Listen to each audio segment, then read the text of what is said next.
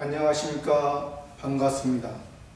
오늘은 성경 말씀 신약 성경 야고보서 1장 3절 말씀 가지고 우리에게 주시고자 하는 하나님의 뜻을 살펴보고자 합니다. 이는 너희 믿음의 시련이 인내를 만들어내는 줄 너희가 알미라. 야고보서는 전체적으로 볼 때는 행함을 말하고 있습니다. 히브리서에서는 믿음을 말하고 있습니다. 그러나 히브리에서 믿음이, 야고보에서 행함이 믿음, 행함만을 말하는 것은 아닙니다. 믿음도 행함이 함께 해야 되는 것이고, 행함도 믿음의 근거를 해서 하는 것이 온전한 신앙을 말하는 것입니다. 구약 성경 39권과 신약 성경 27권을 어느 한 성경만 보고 우리가 그 중심으로 신앙생활을 하면은 우리가 편식을 하는 것입니다. 66권을 통해서 하나님께서 우리가 여러 가지의 모양을 통해서 우리에게 말씀을 하시고자 하는 것입니다. 야고보서에서도 1장 1절에서도 말씀드렸지만은 야고보서는 흩어져 있는 12지파에게 또 그 12지파가 내 형제들이라 했습니다. 그러면 그 야곱의 12아들로 통해서 12지파가 됐다고 했죠. 그러니까 우리가 그것을 통해서 여러 가지의 모습이 있는 것입니다. 12지파의 12가지의 모습이 있는 것이, 그것이 그 중에도 이제 너무 미약한 모습도 있습니다. 그러면 우리가 미약한 모습이지만은 거기에서도 하나님의 우리에게 주시고자 하는 뜻이 있다는 사실입니다. 그래서 1장 3절에서도 1장 2절에서도 너희가 시련을 온전히 기쁘게 여기라. 오늘 말씀에서도 1장 3절에서 너희 믿음의 시련이, 너희 믿음의 시련, 너희의 믿음이란 게 무엇일까요?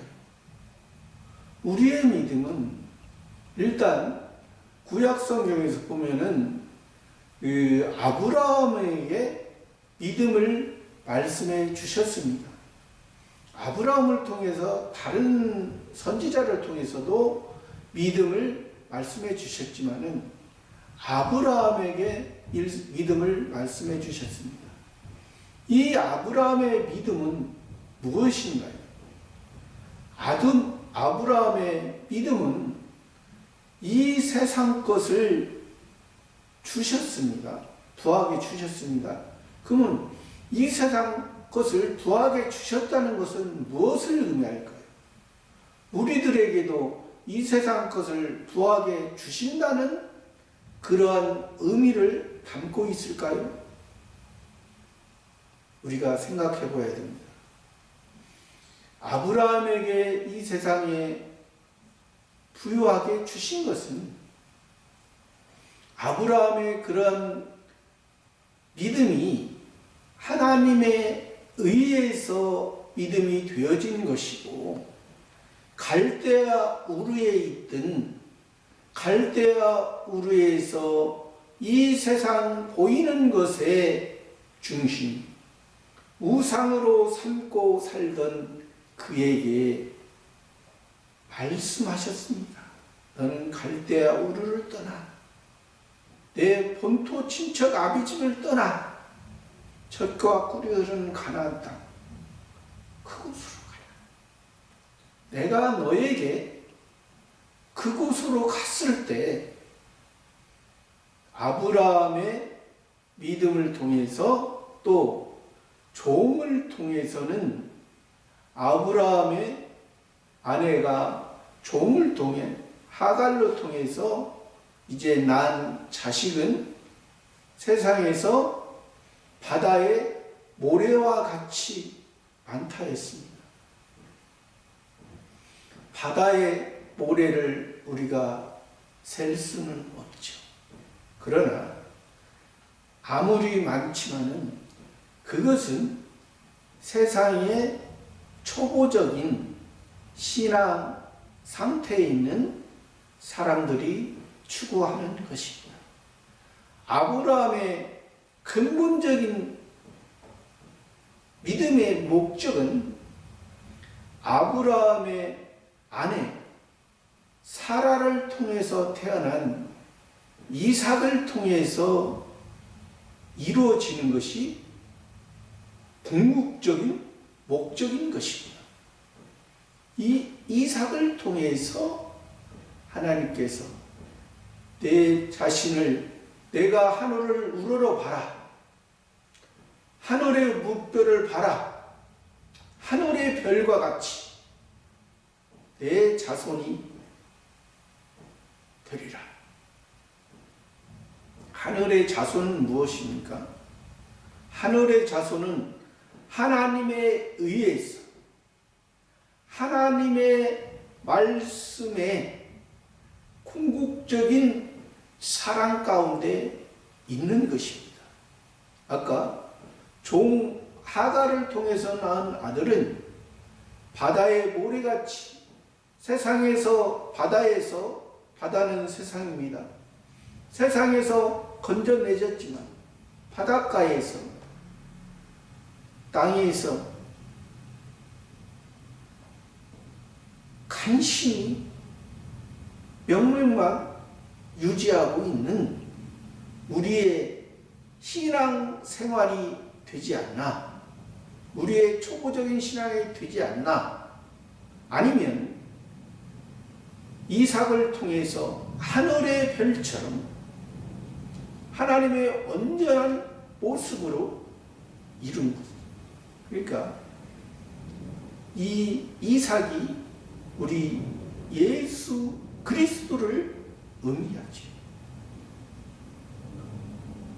자기 몸을 아버지께서 원하실 때 기꺼이 순종했던 그런 이삭의 모습. 그렇다고 해서 우리가 아브라함 자체가 하나님이라는 것은 아닙니다. 하나님의 모습을 아브라함을 통해서 우리에게 말씀하시고자 하는 것입니다. 아브라함 자체는 우리와 똑같은 성정을 가진 사람입니다. 저와 여러분들과 같이 아브라함이나 모세나 다 똑같은 성정을 가진 사람입니다. 그러나 아브라함이 열국의 아버지인 것처럼 우리가 어느 한 곳에 머무는 그러한 우리의 인생의 목적이 아니라 표면적 이스라엘이 우리의 삶이 아니라 이면적 이스라엘, 흩어진 나그네들. 그래서 이 흩어진 것이 역사적으로 보면은 이 스데반 집사를 통해서 스데반 집사의 순교를 통해서 핍박이 왔습니다. 이런 스데반 집사의 순교 같은 신앙이 되지 아니하면 핍박이 올 수가 없습니다. 오지도 않습니다.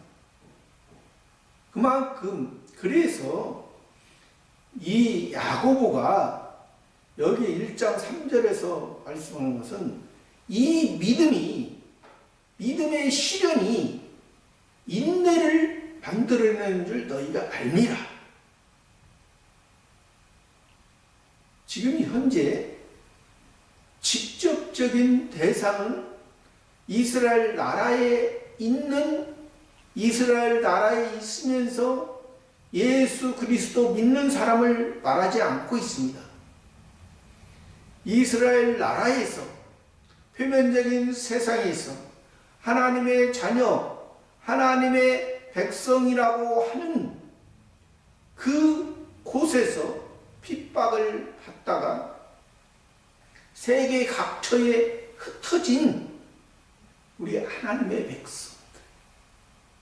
오늘 요즘 코로나로 인해서 참 교회가 참 고난을 당하고 있습니다. 그러나 우리가 이 고난은 우리에게 무익한 것이 아니라 우리에게 유익한 것이고, 여기에서 하나님이 우리에게 어떠한 믿음으로, 어떠한 삶으로 살아가야 되는 것을 말씀해 주고 있는 것입니다. 이 믿음의 시련이 인내를 만들어내는 줄 너희가 압니다. 인내. 믿음의 시련이 인내. 인내는 또 욥기서에서 욥의 인내를 또 우리에게 크게 말씀해 주셨습니다. 욥의 인내는 무엇입니까? 처음에 자기의 욥의 환경을 치셨습니다. 그 환경을 다 치셨는데도 욥은 원망하지 아니했습니다. 몸에 악창에서 났어도 기왓장으로 자기 몸을 긁으며 하나님을 원망하지 않았습니다. 그러나 그것이 욥의 결국일까요? 그렇지 않습니다. 그거는 하나의 과정입니다. 우리의 믿음의 시련이 인내를 만들어내는 과정이지 그게 결과가 아니라는 사실입니다. 결국에는 이 욥이 참으로 42장에 가서는 내가 전에는 주님을 귀로만 들었었더니 내가 주를 눈으로 직접 본다 말씀, 그런 고백을 했습니다. 그러니까 우리가 하나님의 사랑, 하나님의 은혜를 우리가 귀로만 듣고 흘려버리는 이 욥도 우리가 보면은 대단한 믿음의 시련을 겪고 있었습니다. 그러나 그것이 하나님이 이 욥의 인내를 또 욥에게 2배의 축복을 주시고자 하는, 축복이라는 것은 사실은 복입니다. 축복이라는 사실 단어는 세상의 물질의 부여를 말하는 것이고, 복이라는 것은 하늘의 신령한 복을 말하는 것입니다. 하늘의 신령한 복을 결국에는 2배를 받았잖아요. 2배라는 것은 우리가 이 세상에 살아가는 것을 이용해서 하늘의 신령한 복으로 만들어져가는 삶을 살았다는 것입니다. 그러니까 이 욥을 하나님의 사람으로 하늘의 신령한 신앙으로 세우기 위해서 그 소유물을 치고 또 아내도 차라리 하나님을 욕하고 죽으라 그렇게 했음에도 불구하고 이 욥은 거기에서 끝나지 않는 것입니다. 결국에는 하나님이 오셨어. 말씀하셨어.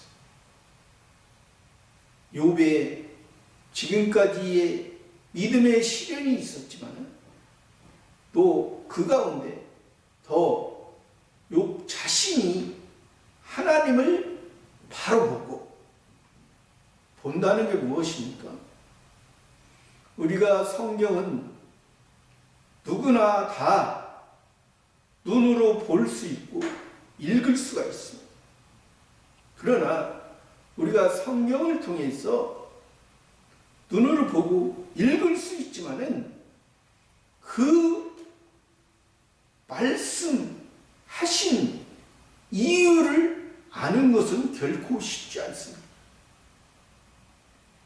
사도 요한도 요한 1, 2, 3, 4에서 내가 너희에게 종이와 먹으로 썼으나 내가 너희를 만나기를 원한다. 너희와 입맞추기를 원한다. 이것이 무엇입니까?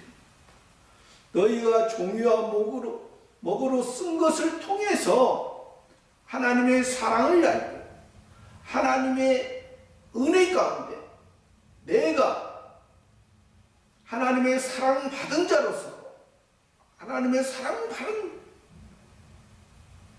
자로서 너희와 함께 마음을 나누고 함께 기뻐하는 것이 이것이 온전한 이 사도 요한의 말씀인 것처럼 우리가 이